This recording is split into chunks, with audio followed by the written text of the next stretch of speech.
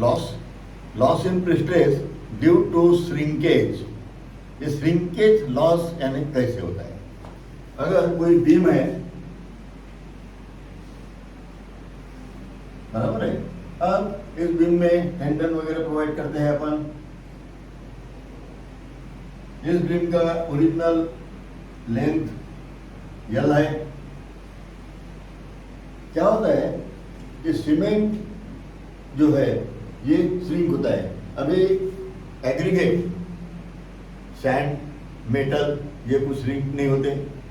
अब श्रिंक होने वाला एलिमेंट जो है कंक्रीट के अंदर, ये सिर्फ सीमेंट ही है, क्योंकि उसमें वाटर मिलाते हैं, उसकी रिएक्शन होती है, तो केमिकल रिएक्शन होने की वजह से वो थोड़ा सा श्रिंक होता है, एक्सपांड नहीं होता। ओके, अब एक्सपांशन जो होता है लाइन की वजह से वो अलग साउंडनेस। ओके, तो ये कंक्रीट श्रिंक होता है। अभी इसमें यहाँ पर ये ओरिजिनल लेंथ है, फोर्स वगैरह लगा के रखा है अपन ने, ये प्रीस्ट्रेसिंग फोर्स है यहाँ पर, सब है।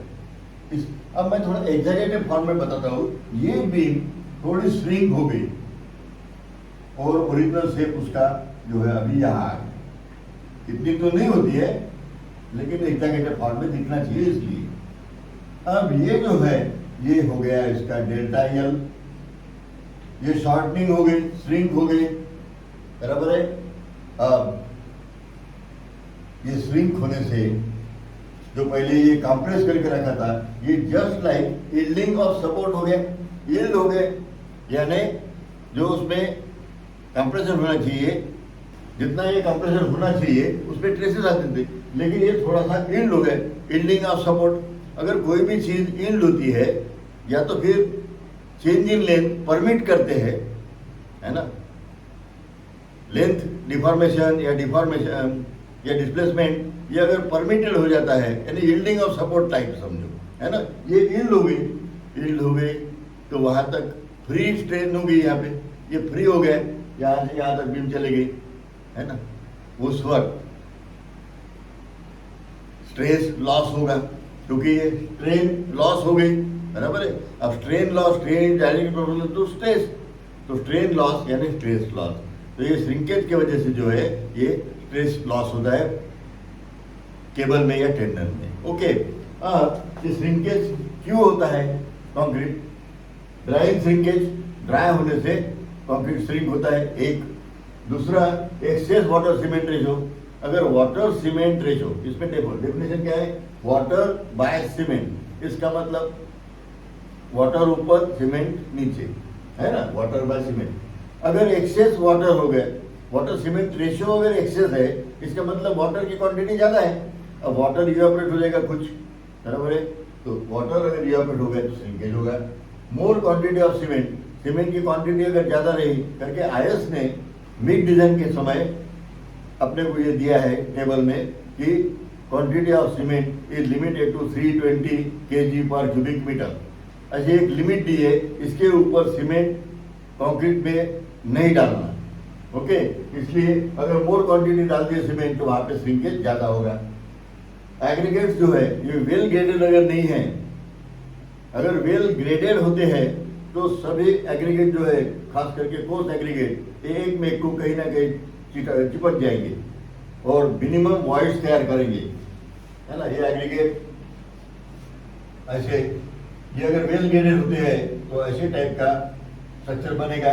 अगर वेल ग्रेडेड नहीं है तो ये एग्रीगेट ऐसे, फिर ये ऐसे कुछ ऐसे बनेंगे। तो यहाँ पे एकदम से गैप हो गई, ये एग्रीगेट टच नहीं हो रहे, बराबर है। यहाँ पे सिर्फ सीमेंट मॉर्टर रहेगा, सीमेंट और सैंड, तो वहाँ श्रिंकेज होने के चांसेस ज्यादा है। इसलिए कोर्स एग्रीगेट अगर ऐसे टाइप के रहे, जैसे अब जो मिनिमम वॉइड्स है वहीं पे रहेगा। ये एग्रीगेट जो है वेल ग्रेडेड होने की वजह से ये नजदीक नहीं आएंगे, तो श्रिंकेज नहीं होगा। ओके, अब इसको अवॉइड करना है, श्रिंकेज को अवॉइड करना है, तो अपन क्या कर सकते, ड्राइंग श्रिंकेज, ड्राइंग का जो कुछ नहीं कर सकते, ड्राई तो होना ही है, लेकिन वाटर सीमेंट रेशो ये लिमिट कर सकते हैं, कम कर सकते हैं, यानी वाटर की क्वांटिटी कम कर सकते हैं। सीमेंट जो है ये भी रेस्ट्रिक्ट आईएस ने कर दिया है, इसके ऊपर सीमेंट डालना ही नहीं है। वेल ग्रेडेड एग्रीगेट अगर यूज करते हैं, नॉट वेल ग्रेडेड है ये, है ना, यूनिफॉर्मली ग्रेडेड, यूनिफॉर्मली ग्रेडेड यानी नॉन वेल ग्रेडेड बोल सकते हैं। तो ये वेल ग्रेडेड एग्रीगेट प्रोवाइड करना चाहिए ताकि श्रिंकेज लॉसेस ये कम हो या नहीं हो। देन अब निकालेंगे कैसे? ये तो स्ट्रेन है, यील्डिंग ऑफ सपोर्ट उतना घटाना है ना, लॉस हो गया उतना, लॉस है नहीं घटा नहीं। ओके, अब बेसिक फार्मूला अपना stress is equal to strain into E S, है ना। ये फार्मूला मैं बार बार बता रहा हूँ, stress by E is equal to E, stress by strain is equal to Young modulus. Same thing I have written here, E इधर से कि सेम लिखा है। अगर ये पता है, स्ट्रेन पता है और उसको यंग मॉडुलस से मल्टीप्लाई कर देते हैं तो we will get loss in prestress due to shrinkage, वो मिल जाएगा अपने को, बराबर है। तो डेल्टा एल वगैरह करने की जरूरत नहीं है, डेल्टा एल सिर्फ एग्जाम्पल के तौर पे बताया मैंने, ये एक्चुअली यील्डिंग हो गया उतना, तो उतना ही डेल्टा एल बाय एल, यही वैल्यू यानी ई, और ई डायरेक्टली अवेलेबल है, आईएस ने डायरेक्ट ई की वैल्यू दी है, तो डेल्टा एल बाय एल वगैरह करने की जरूरत नहीं है। अगर डेल्टा एल बाय एल करके अपने को ई निकालना है तो ई की अगर डायरेक्ट वैल्यू है तो ई एस से मल्टीप्लाई करो, you will get answer. So loss in stress due to shrinkage is equal to shrinkage strain जो दी गई है is equal to into E S, है ना। तो loss in stress due to shrinkage is equal to shrinkage strain into Young modulus for the steel 2 × 10⁵ newton per square mm. Shrinkage strain, अब strain की value as per IS 1343 वो मैंने पहले लिख के दिया है। ओके, प्री टेंशन अगर है तो सीधा लेना है 0.0003, इतनी स्ट्रेन लेना है अगर प्री टेंशन है तो।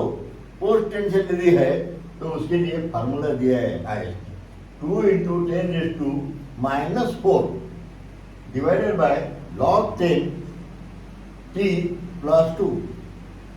अब इसमें t की वैल्यू जो है ये अवेलेबल रहेगी अपने को, तो t age of concrete at transfer in days, ये t की वैल्यू जो है age of concrete in days, day में अपने को पुट करना होगा, इससे जो आंसर आएगा दैट इज आवर स्ट्रेन।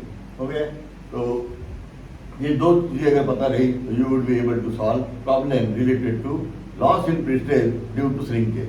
मैं अभी न्यूमेरिकल एक्सप्लेन करने जा रहा हूँ। The problem given, calculate percentage loss of stress due to shrinkage. Due to shrinkage you have to find out loss in prestress in steel. Loss जो भी निकाले हैं अभी तक सारे, ये लॉस इन प्रेस्टेजिंग फोर्स, और प्रेस्टेजिंग फोर्स काय में अप्लाई करते हैं? केबल में। तो केबल में जो अप्लाई किया है, मान लो 1200 अप्लाई किया तो लॉस के बाद कितना बचेगा? 1100 फॉर एग्जांपल, तो 100 लॉस हो गया। ओके, तो प्रेस्टेज फोर्स इन स्टील कहीं लिखा है कहीं नहीं लिखा है, तो भी कंक्रीट में नहीं, कंक्रीट के सहारे निकालते हैं अपन। Okay, now shrinkage of concrete, concrete का श्रिंकेज होने से लॉस जो होगा वो प्रेस्टेज फोर्स में यानी टेंडन में। बीम में भी प्री टेंशन हो सकती है, ये पहली वाली, ये दूसरी पोस्ट टेंशन, यानी दोनों के लिए अपने को वैल्यू निकालना है। ये इसका मीनिंग प्री टेंशन में और पोस्ट टेंशन में। टेक इनिशियल प्रेस्टेज, अब इनिशियल प्रेस्टेज बोला है, मैंने जानबूझ के आगे प्रेस्टेज फोर्स लिखा नहीं, ये ध्यान में आना चाहिए। यहाँ पे किलो न्यूटन है, किलो न्यूटन है इसका मतलब ये है फोर्स, बराबर है, तो ये है force, prestige force. And cross sectional area दिया है वायर का, जितने भी वायर होंगे 1 2 3 4 जो भी है उसका टोटल एरिया दिया है। ओके, नंबर ऑफ वायर्स नहीं दिए, टोटल एरिया है। And ES is equal to as usual 2 × 10⁵ newton per square mm। Age of concrete दिया है 7 days। तो this is data available in this problem. Okay, now we go for solution. अब solution में 1 by 1 पहले तो सबसे पहले फार्मूला लिख लेते हैं। ओके, तो loss in stress due to shrinkage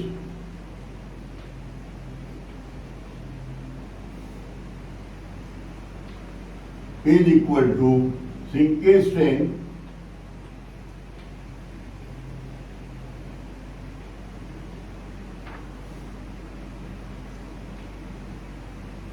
multiply by ES हो गया। यही फार्मूला जो है ये लिखा है मैंने। अब श्रिंकेज स्ट्रेन होना, ओके, और अपने को यहां पर परसेंटेज लॉस निकालना है। परसेंटेज निकालना है। अब परसेंटेज के लिए जो लॉस निकालेंगे उससे तो आ जाएगा फट से, लेकिन परसेंटेज अगर निकालना है तो नीचे में इनिशियल कितना प्रीस्ट्रेस है ये पता होना आवश्यक है, बराबर है, क्योंकि इससे जो निकलेगा ये निकलेगा स्ट्रेस, फोर्स नहीं निकलेगा। अब यहां दिया है फोर्स, बराबर है। तो पहले initial prestress, prestressing force, initial prestress कितना है वो निकाल लेंगे। So here initial prestress, initial prestress यानी स्ट्रेस ही है ये, बराबर है, stress in steel, and it is equal to P by A। कोई भी स्ट्रेस रहने दो, stress is equal to P by A। Direct stress अगर है तो बेंडिंग है तो M बाय Z, दो ही चीजें हैं, okay. Now force is given here 350, but that force is given in kilo Newton, so I have to convert in Newton divided by area. Area सीधा सीधा दिया है 350. Okay, when we solve, we will get the answer 1000 Newton per square mm. ये इतना initially force लगा के रखा है। अब इसमें से कितना लॉस हो रहा है परसेंटेज ये निकालना है। Okay, now first case number 1 क्या है? Pre-tension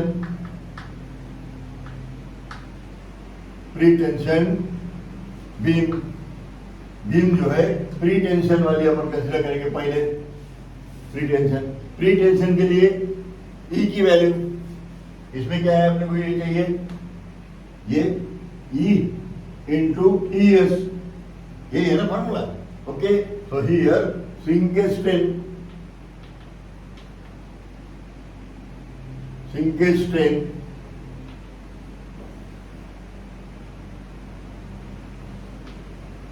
it is equal to 0.0003. Okay, therefore loss is equal to 0.0003 multiplied by ES and E. Okay, 2 into 10 raised to 5. When we solve, we will get here the 60 Newton per square mm. हो गया, ये loss हो गया, loss in pre-stress. तो percentage loss, अगर percentage loss करना है तो ये 60 डिवाइडेड बाय 1000, क्योंकि इनिशियल कितना लॉस हुआ और ये इनिशियल है, इनिशियल में से कितना लॉस हुआ 60, तो परसेंटेज कितना लॉस हो गया 60 by 1000 multiply by 100 and that is equals to here we will get 6%। ये अपना आंसर। तो loss in prestress due to shrinkage in pretension beam. अगर वो बीम पोस्ट टेंशन है, दोनों में पूछा है पोस्ट टेंशन। अब पोस्ट टेंशन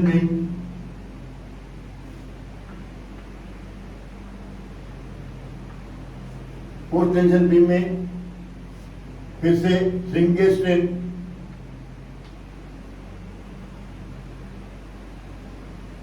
अब श्रिंकेज स्ट्रेन पोस्ट टेंशन के लिए ये फार्मूला दिया है, उसका यूज करना होगा। It is equal to 2 into 10 raised to -4 divided by कितना है log 10 and here t means, or I can write t plus 2, क्योंकि ओरिजिनल फार्मूला लिख दिया पहले, बराबर है, क्योंकि वो तो थियरी का पार्ट हो गया। Then 2 into 10 raised to power -4 divided by log 10 7, age of concrete 7, T is equal to 7 plus 2. Okay, when we solve it, we will get 0.000209. ये हो गई स्ट्रेन। अब strain have no unit, strain को unit थोड़ी ना लेता है, 0.003 जो है उसको भी यूनिट नहीं लेगा, तो ये वैल्यू हो गई स्ट्रेन की। Okay, now we are able to find loss. तो loss is equal to strain 0.000209 multiplied by 2 into 10 raised to power 5. When we solve it, we will get 41.91 Newton per square mm. ये हो गया अपना loss, इतना loss है। अब अपने को निकालना है परसेंटेज लॉस। अब परसेंटेज लॉस के लिए कितना लॉस हुआ, इतना 0.91 divided by 1000 initial prestige multiplied by 100. When you solve it, we will get here the answer 4.19%. So this is the loss of prestige in case of post tension beam. Post tension में ये loss होगा। तो इस तरह बहुत simple है। शुरू के जो 2-3 लॉस है वहाँ पे थोड़े से कैलकुलेशन है, बाकी जो है 3-4 टाइप के लॉसेस वहाँ पर आप देखेंगे बहुत ही शॉर्ट टेस्ट में अपने को आंसर मिल जाएगा। तो इस तरह ये loss of prestress due to shrinkage ये मैंने यहाँ पे एक्सप्लेन किया। ओके।